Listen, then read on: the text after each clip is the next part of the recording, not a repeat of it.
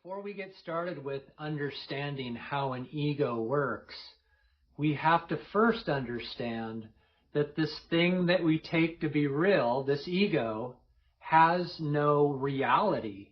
It itself is not real.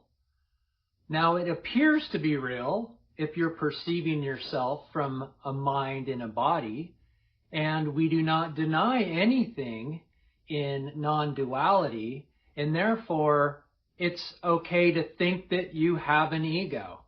That's just how it works, and I'll go through that here in just a minute. But I want to just clarify that this thing that we call ego is unreal. It's an illusion. It's a mirage. And as you look at it, it flees. It's just not here. And so how I came into this piece of it is just through science, through quantum physics, through neuroscience, psychology, and the neuroscientists and psychologists, they cannot find an ego. They still today have not located or isolated an ego. And I just want to make that point clear by this doctor that I came across who wrote a book called No Mind, No Problem. His name is Chris Niebauer.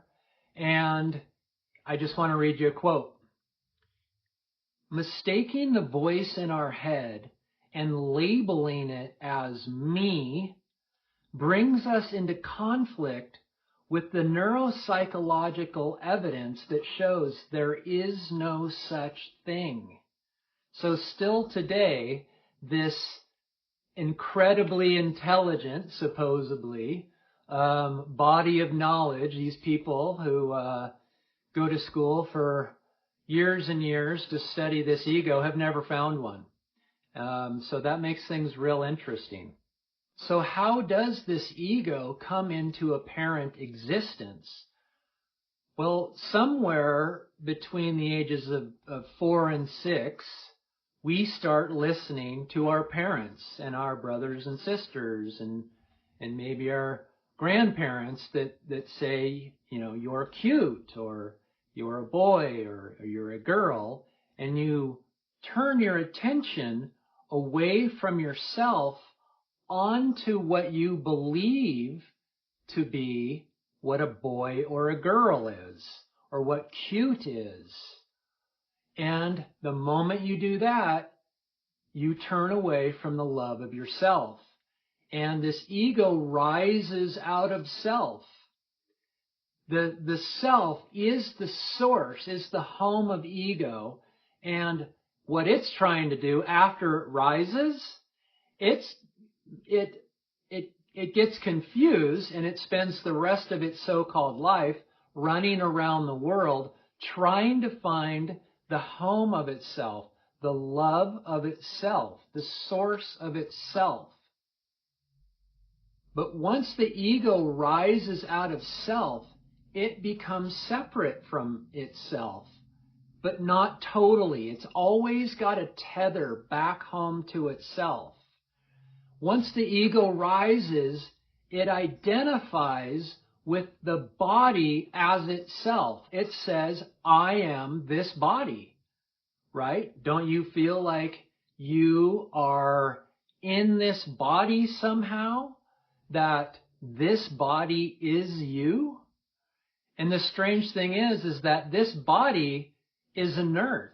It's insentient. And yet we think that ourself, our consciousness, arises out of this inert body, and it's completely opposite than that. So this ego is a mixture of two so-called substances: the awareness of itself, the awareness of the source in which it rises out of, plus the body it takes itself to be. And it's neither the body, nor is it the awareness of itself. It is a phantom between these two That's why the ego doesn't exist.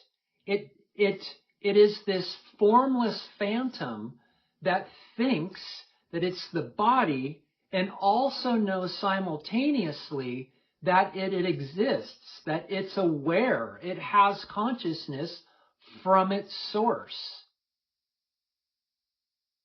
And once it's here, it now navigates the world thinking that it can find the home of itself out here in the manifestation, when all it really has to do is turn 180 degrees and go home to the love of itself.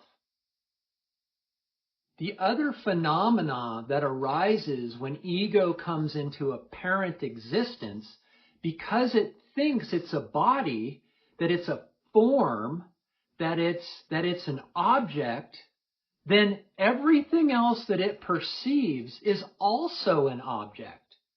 That's why when you look out into the world, all you see from an egoic mindset is other objects and people, which are also objects, that need to be manipulated in some form or fashion and moved through so that we can survive life, so that we don't die. We've got to manipulate this three-dimensional substance that we believe this world and this universe to be.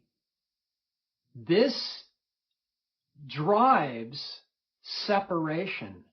This drives the separation from the love of yourself, because it thinks that all of these objects in this world is reality, when it's the love of ourself that is the true reality. And so as you turn within and ego starts to collapse, its solidityness starts to collapse, the thought, I am this body, starts to collapse, guess what? So does the apparent separation of the world. And the word for that is oneness is experienced. So as the ego collapses, oneness is experienced. Another way to say that oneness is experienced when ego comes home and rests in itself. And then as you appear out into the manifestation, there is no separation between you and it. There is no more ego you. There's only self manifesting as the apparent many that is perceived. Ramana Maharshi had a beautiful quote on this. For those of you who do not know Ramana Maharshi, he was a 20th century sage that wrote some of the most profound knowledge and wisdom that I've come across. But in one of his texts called Ulladu, Narpadu, which is 40 verses on that which exists, number 26, it states, when the ego comes into existence, everything comes into existence. When the ego ceases to exist, everything ceases to exist. Therefore, by giving up the ego, you give up everything.